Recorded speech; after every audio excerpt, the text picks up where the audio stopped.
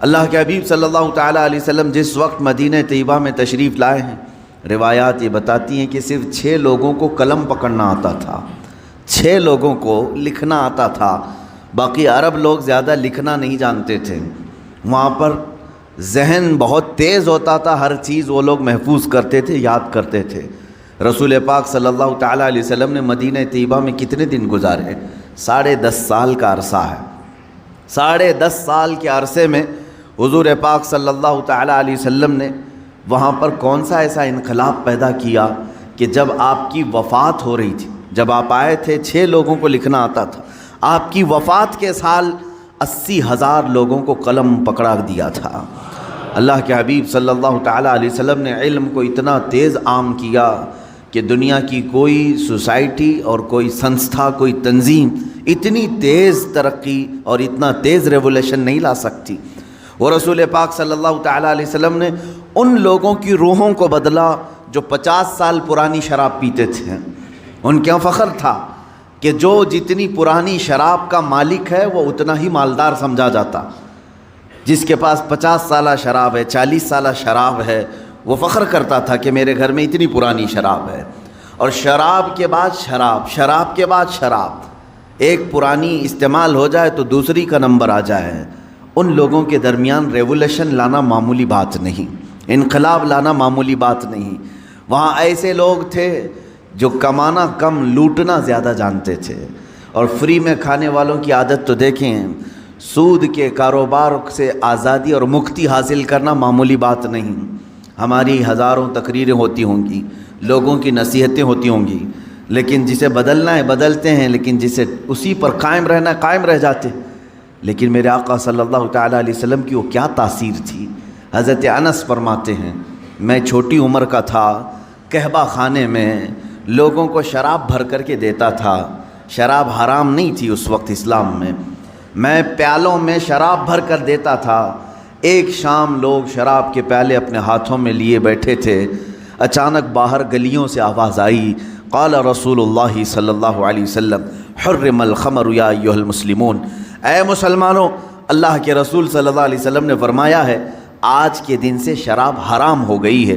حضرت انس فرماتے ہیں جس کا پیالہ منہ کے قریب تھا انہوں نے وہیں سے پیالہ چھوڑ دیا، جو آدھی پی چکا تھا باقی گرا دیا، جس کے پاس بھرے مٹکے تھے انہوں نے مٹکے توڑ دیے۔ اتنا کہ حضرت انس فرماتے ہیں وہ پہلا دن تھا جو میں نے مدینے میں دیکھا، مدینے کی ہر نالی گٹر شراب سے بہہ رہی تھی۔ ایک اعلان آیا تھا میرے آقا کا، ہر گھر سے شراب کو اس طرح سے نکالا گیا جیسے کہ کوئی خبیث اور ناپاک چیز کو اپنے جسموں سے ہمیشہ کے لیے الگ کر دیا جائے۔ وہ دن تھا حضرت انس نے جو فرمایا اس شام سارے مٹکے ٹوٹ گئے، شراب تو بہی لیکن جس آلے میں شراب رکھی جاتی وہ آلے تک نہیں رکھے گئے، وہ پیالے تک نہیں رکھے گئے، شراب سب بہہ تو گئی۔ وہ تاریخ ہے، اور آج 14 صدیاں ہو گئی، دوبارہ شراب کا قطرہ مدینے کے اندر داخل نہیں ہوا۔ یہ ریولیشن ہے، یہ انقلاب ہے۔ میرے آقا صلی اللہ تعالیٰ علیہ وسلم نے بدلا ہے، کسے بدلا ہے؟ جسم کو نہیں بلکہ روح کو بدل دیا ہے۔ جس کی روح تبدیل ہو جائے تو پھر اسے زیادہ نصیحتوں کی ضرورت نہیں ہوتی، وہ ہر اچھی چیز کو ایکسیپٹ کر لیتا ہے۔ اللہ کے حبیب صلی اللہ تعالیٰ علیہ وسلم کے پاس ایک صحابی ایسے بھی آئے جنہوں نے کہا زمانہ جاہلیت کی 2 چیزیں ایسی ہیں، ان میں سے ایک کو یاد کر کے میں ہنستا ہوں اور ایک کو یاد کر کے روتا ہوں۔ حضور نے پوچھا کہ کون سی ایسی 2 چیزیں ہیں؟ وہ کہتے ہیں ایک بات تو ایسی ہے کہ ہم آٹے کے بت بناتے تھے، اپنے ساتھ سفر میں رکھ کر کے چلتے تھے، عبادت کرتے تھے ان کی، اور اگر بھوک لگ جائے درمیانی راستے میں انہی بتوں کو ہم توڑ کے کھا بھی لیتے تھے، پکا لیتے تھے۔ یا رسول اللہ صلی اللہ علیہ وسلم آج اسلام میں آنے کے بعد مجھے زمانہ جاہلیت کی اس بری رسم کو یاد کر کے ہنسی آ جاتی ہے۔ ہم کس قدر کم عقل تھے کہ اپنے ہاتھوں سے بنائے ہوئے آٹوں کے معبود رکھتے تھے اور انہی کو توڑ کے کھا بھی جاتے تھے۔ دوسری بات یہ ہے کہ جس بات کو یاد کر کے مجھے رونا آتا ہے، اے اللہ کے حبیب صلی اللہ علیہ وسلم، ہمارے معاشرے میں لڑکی کا پیدا ہونا عیب سمجھا جاتا تھا۔ جس گھر میں لڑکی پیدا ہو جائے وہ گھر سے باہر نہیں نکلتا تھا، شرم سے منہ چھپاتا تھا، اس لیے کہ کسی کو داماد بنانا وہ اپنے لیے تذلیل سمجھتے تھے، ذلت والا کام سمجھتے۔ وہ صحابی کہتے ہیں اس ذلت کی وجہ سے، اس تذلیل آمیز لہجے کو جو معاشرے میں نے دیکھا ہے، اس کی بنیاد پر میں نے خود اپنے ہاتھ سے میری 6 بیٹیوں کو دفن کیا ہے۔ 6 بیٹیوں کو میں نے زندہ قبر کے اندر دفن کیا ہے۔ 5 تو ایسی تھی کہ پیدا ہوتے ہی دفن ہو گئی، 6ٹھی ایسی کہ میری غیر موجودگی میں پیدا ہوئی، کچھ بڑی ہو گئی، اس کی ماں نے دفن نہیں کیا تھا، چھپا رکھ لیا تھا، لیکن بعد میں جب مجھے خبر ہو گئی تو وہ کچھ آواز نکالنے کے قابل ہو گئی تھی، بات کرنے کے قابل ہو گئی تھی۔ اس زمانے کی جہالت کی غیرت نے مجھے گوارا نہیں کیا کہ میں سارے لوگوں کے درمیان لڑکی کو پالوں، اس لیے کہ لڑکی کا ہونا وہاں عیب تھا۔ اے اللہ کے رسول، میں اس ننھی سی بچی کو جو بولتی بھی تھی میں لے کر گیا وہیں پر جہاں بچیوں کو دفن کیا جاتا تھا، اپنے ہاتھ سے میں نے گڑھا کھودا اور اس بچی کو میں نے گڑھے میں ڈال دیا۔ وہ پکارتی رہی، اس کی چیخیں آج بھی سنائی دیتی ہیں، لیکن میں نے اس کے اوپر بہت سارے ڈھیلے ڈال دیے، پتھر ڈال دیے، مٹی سے بند کر دیا۔ اخیر وقت تک اس کی آواز مجھے آتی رہی، لیکن اس کے بعد اللہ نے آپ کے ذریعے سے یہ احسان کیا کہ مجھے دولت اسلام عطا کیا، دولت ایمان عطا کیا۔ اے اللہ کے نبی، میں اپنی جہالت کی اس پرانی رسم کو یاد کر کے کبھی روتا ہوں، میں کیسا کٹھور باپ تھا کہ اپنے گود میں پیدا ہونے والی بچی جس کا گلا گھونٹ کر کے ہم نے خود قبر میں دفن کیا ہے۔ اے رسول گرامی وقار صلی اللہ تعالیٰ علیہ وسلم، آپ کی بدولت اللہ نے ہماری روحوں میں تبدیلی عطا کی۔ اب ان صحابہ کا حال کیا تھا، ان کا کیا حال تھا؟ اللہ اکبر۔ ایک صحابی حضور پاک صلی اللہ علیہ وسلم کے زمانے کے بعد ایک خاتون جو مدینے کی یہودی عورت ہے، یمن جانا چاہتی ہے، انہی 2 نوجوان صحابہ کو سیدنا ابو بکر صدیق رضی اللہ تعالیٰ عنہ نے نگراں بنا کر کے بھیج دیا۔ وہ یمن تک چلی گئی خاتون، لیکن ان 2 جوانوں نے سر اٹھا کر اونٹ تک اس عورت کو دیکھا نہیں۔ مدینے سے لے کر یمن تک اس خاتون کو پہنچایا۔ وہاں پہنچنے کے بعد اس خاتون نے کہا، میں مدینہ تو اس لیے چھوڑ آئی تھی کہ مجھے ڈر لگ رہا تھا کہ مسلمان کہیں میری عزت پر حملہ نہ کر دیں، میں اکیلی رہ گئی تھی، میرا خاندان نہیں تھا، میں یمن میں اپنے خاندان والوں سے ملنے کے لیے آ گئی تھی، لیکن اے یمن والوں تم گواہ رہو، محمد کے جو غلام ہیں وہ عورتوں کی عزت کے محافظ ہوتے ہیں۔ میں نے پورے راستے بھر ان جوانوں کو دیکھا، ایک نظر اٹھا کر کے انہوں نے میری طرف نہیں کیا، اور مجھے جو ضرورت ہوتی تھی راستے میں ہر ضرورت کا میرا خیال کیا، لیکن کبھی نظر بھر کر مجھے دیکھا نہیں۔ اور وہیں سے وہ خاتون کہتی ہے، تم سب گواہ ہو جاؤ، جہاں میری عزت کی حفاظت ہے اسی دین میں میں بھی داخل ہوتی ہوں۔ یہ اللہ کے نبی صلی اللہ تعالیٰ علیہ وسلم کا لایا ہوا ریولیشن ہے، انقلاب ہے۔ میں چیلنج کرتا ہوں پوری دنیا میں کوئی ایسی شخصیت نہ آ سکی جو اتنا بڑا انقلاب لائی ہو۔ مدینہ طیبہ میں آئے ہیں حضور اکرم صلی اللہ تعالیٰ علیہ وسلم جب چند 100 کی تعداد تھی، 200 کے قریب مسلمان تھے، لیکن 10 سال کے اندر، 10.5 سال کے اندر وہ رسول پاک صلی اللہ تعالیٰ علیہ وسلم نے انسانوں کا ایک ایسا سمندر جمع کیا جن میں سے ہر ایک آسمان کا مہ کامل بن کر نکلا ہے۔ ہر ایک صحابی اپنی جگہ پر عظمت والا ہے۔ خود میرے آقا نے فرمایا، اصحابی کالنجوم بأیہم اقتدیتم اہتدیتم، میرے سارے صحابہ ستاروں کی طرح ہیں، تم جس کی پیروی کرو گے ہدایت پا جاؤ گے۔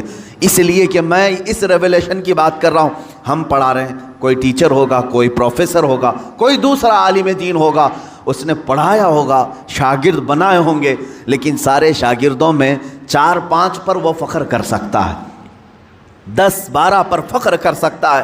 میرے اتنے سارے شاگردوں میں چند لائق نکلے ہیں، یہ اتنے اچھے ہیں کہ ان کے ذریعے سے کام ہو سکتا ہے۔ دنیا کا کوئی بھی استاد پروفیسر لیں، اس کے شاگردوں میں چند ماہر نکل سکتے ہیں، چند قابل نکل سکتے ہیں، لیکن دنیا کا تنہا وہ استاد محمد الرسول اللہ ہے صلی اللہ تعالیٰ علیہ وسلم، جن کے ہر شاگرد کو آسمان کا ستارہ ہونے کی اللہ کے رسول نے خود بشارت عطا کی ہے۔ ان میں سے ہر ایک مشعل ہدایت ہے، ان میں سے ہر ایک کتنے ہیں وہ 10.5 سال کے اندر جو 200 صحابہ کی موجودگی میں آئے رسول تھے، 200 صحابہ کی موجودگی میں آنے والے وہ رسول جب وفات ہو رہی ہے میرے آقا کی، اس وقت 1,20,000 صحابہ موجود ہیں۔ 1,20,000 کے دلوں کے اندر موجیں مارتا ہوا عشق رسول کا سمندر ہے۔ رسول پاک پر جان فدا کرنے والے جذبے 1-2 کے اندر نہیں، 1,20,000 کے اندر ہے۔ میں پوچھتا ہوں وہ ریولیوشن کیسا تھا، وہ انقلاب کیسا تھا؟ اللہ تعالی ہماری زبانوں میں وہ اثر دے کہ ہم روحوں کو تبدیل کر سکیں۔ جسم بدلنے والی جماعتیں بہت آئیں، جسم کو تبدیل کرنے والی بہت ساری تنظیمیں آئیں۔ اے اللہ ہمارے درمیان وہ کوئی قائد بھیج، ایسا کوئی شیخ ہو جو میرے چہرے کو نہیں میرے دل کو تبدیل کر دے۔ ہمیشہ دعا بھی یہی کرتے رہو، اس لیے کہ آج زمانہ فتن کا ایسا ہے کہ لوگ تمہیں ہر طرح سے اوپر سے بدل کر کے رکھ سکتے ہیں۔ ظاہر سی بات ہے ڈسپلن کے اعتبار سے ہمارے سب کے کپڑے ایک ہو سکتے ہیں، ٹوپیاں ایک ہو سکتی ہیں، جوتے ایک ہو سکتے ہیں، ہم ظاہری زیب و زینت کو سنوار تو سکتے ہیں۔ دنیا میں ہر سوسائٹی، تنظیم، کمیٹیاں، تحریکیں، تنظیمیں یہ سب کر سکتی ہیں، لیکن شاید و باید کوئی ایسا ہوگا جو رسول پاک کی درسگاہ کا پروردہ ہوگا، وہاں کا پلا ہوا ہوگا۔ وہ جسم ہو سکتا ہے نہ بدلے، لیکن روح کو دل سے بدل دیتا ہے۔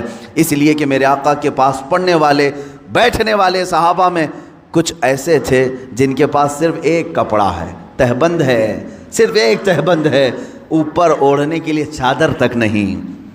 کچھ صحابہ وہ ہیں جن کے پاس 2 لباس ہیں، سلے ہوئے نہیں، بغیر سلے ہوئے، جس طرح احرام ہوتا ہے۔ لیکن کیا ہمارے یہ قیمتی جبے اور ہماری شیروانیاں ان کی ایک تہبند کے برابر ہو سکتی ہیں؟ ان کے چادر تک ہم پہنچ سکتے ہیں؟ وہ سادے لباس میں ہی رہے۔ اس لیے کہ میرے آقا صلی اللہ تعالیٰ علیہ وسلم نے جو ریولیوشن، جو انقلاب لایا، وہ کپڑوں کا انقلاب نہیں تھا، وہ روح کا انقلاب تھا، روح کا انقلاب تھا۔ آپ دیکھیں 3 دن میں 1 مرتبہ 1 کھجور کی گھٹلی چوس کر رہنے والے ابو ہریرہ جب رسول پاک کی بارگاہ سے نکلتے ہیں، علم کا اتنا ذخیرہ کہ آج شریعت اسلامیہ کے 80 لاکھ کے قریب مسائل حضرت ابو ہریرہ سے روایت کیے ہوئے ہیں، حدیثیں ان سے روایت کی ہوئی ہیں۔ وہ اپنا گھر بار چھوڑ کر کے آنے والے ایک صحابی رسول، حضور کے ایک شاگرد کا یہ حال ہے۔ عبداللہ ابن عباس رضی اللہ تعالیٰ چھوٹی عمر کے ہیں، ابھی حضور کو زیادہ زمانہ انہوں نے نہیں پایا، بچپن میں حضور پاک صلی اللہ تعالیٰ علیہ وسلم کے پاس رہے۔ آپ کی عمر غالباً 12-13 سال تھی جب حضور وفات پا چکے تھے۔ 13 سال کا یہ شاگرد، لیکن جب قرآن اٹھاتے ہیں تو کہتے ہیں اے لوگو، قرآن کا اللہ نے مجھے اتنا علم دیا ہے کہ اگر میرے اونٹ کے گلے کی رسی بھی گم ہو جائے میں قرآن سے تلاش کر سکتا ہوں، میں قرآن سے ڈھونڈ سکتا ہوں۔ اللہ رب العزت نے علم کا سمندر عطا کیا۔ 13 سال کی شاگرد کے اندر علم کا وہ سمندر، اور حیدر کرار کی بات نہ پوچھو۔ مولا علی کرم اللہ وجہہ الکریم حضور پاک کے وہ پروردہ ہیں، قرآن پاک تو دور کی بات۔ حضرت علی کرم اللہ وجہہ الکریم فرماتے صرف اگر میں سورہ فاتحہ کی تفسیر لکھوں تو تفسیر اتنی زیادہ ہو جائے گی کہ 70 اونٹوں کو بوجھل کرنا پڑ جائے، 70 اونٹوں پر یہ تفسیر رکھنی پڑے، ایک سورہ فاتحہ کی تفسیر۔ وہ رسول پاک صلی اللہ تعالیٰ علیہ وسلم نے علم کے کون سے ذخیرے ان کے سامنے کھولے تھے، کون سے خزانے کھولے تھے۔ آج افسوس اسی بات کا، آج کی میلاد میں یہ کہنا چاہوں گا، بڑے افسوس کے ساتھ میں کہتا ہوں، اس رسول پاک کا سب سے بڑا انقلاب علم کا انقلاب تھا، لیکن 14 صدیوں کے بعد سب سے زیادہ جاہل اسی رسول کی امت نظر آ رہی ہے، سب سے زیادہ بے پڑھی لکھی یہی قوم نظر آتی ہے۔ ان پڑھوں میں ہمارا شمار، نہ لکھنے والوں میں ہمارا شمار، اکثر تھمب امپریشن والے بہت ہمارے درمیان۔ یہ تو امت مسلمہ حضور پاک صلی اللہ تعالیٰ علیہ وسلم کے لائے ہوئے نقش پر نہیں ہے، بلکہ وہاں تو یہ حال تھا کہ باہر یورپ کے لوگ رسول پاک کے شاگردوں کو دیکھ کر فخر کرتے تھے، وہاں کا ہر بچہ لکھنا پڑھنا جانتا ہے۔ یورپ میں تو صرف بادشاہوں کے بچے لکھنا پڑھنا جانتے تھے، عام لوگوں کا تو تعلیم کا حق بھی نہیں تھا، جو رائٹس آف ایجوکیشن ہوتا ہے یورپ میں یہ تھا ہی نہیں، وہاں صرف اور صرف مالداروں کے پاس تھا۔ رسول پاک صلی اللہ علیہ وسلم نے ہر گھر کو تعلیم حاصل کرنے کا حق دیا، بلکہ یوں فرمایا طلب العلم فریضۃ علی کل مسلم و مسلمہ، ہر مسلمان مرد اور عورت پر علم کا حاصل کرنا فرض ہے، فرض قرار دیا۔ تم اپنی زندگی کیسے گزارو گے، اللہ رب العزت کی رضا کیسے حاصل کرو گے، کتنی چیزیں تمہارے لیے حلال ہیں، کتنی چیزیں تمہارے لیے حرام ہیں، یہ سیکھنا تمہارے اوپر فرض ہے۔ آج حیرت کی بات ہے، ہم میں سے اگر 1000 ہوں تو شاید ایک ان کے بیچ میں عالم ہوگا، یا اس سے بھی کم نسبت ہوگی، جو مسائل جانتا ہو، لوگوں کو مسائل بتا سکے۔ ورنہ عوام الناس کا حال تو یہ ہے، انہیں حرام کی طرف بھی بلائیں تب بھی عمل کر لے، حلال کی طرف بلائیں تب بھی عمل کر لے۔ حاطب اللیل اس کو کہا گیا ہے، رات میں لکڑیاں جمع کرنے والے کی مثال جاہل کی ہے۔ جاہل آدمی رات کو لکڑیاں جمع کرنے والے کی طرح ہے۔ حدیث پاک میں ملتا ہے، کیوں؟ رات میں ٹوکرا لے کر جو لکڑیاں جمع کرتا ہے اسے دکھتا تو کچھ نہیں، لکڑیاں بھی رکھتا ہے، کنکر بھی، پتھر بھی، جو ہاتھ میں آئے، گوبر بھی، سب ڈال لے گا اپنے ٹوکرے میں، اسے پتہ ہی نہیں ہے کیا جمع کر رہا ہے۔ جاہل کی مثال ایسی ہے، حلال بھی کرے گا، حرام بھی کرے گا، واجب بھی کرے گا، مکروہ بھی کرے گا، سب کچھ کر جائے گا، اسے پتہ ہی نہیں ہے۔ جہالت اسلام کے لیے سب سے بڑا داغ ہے۔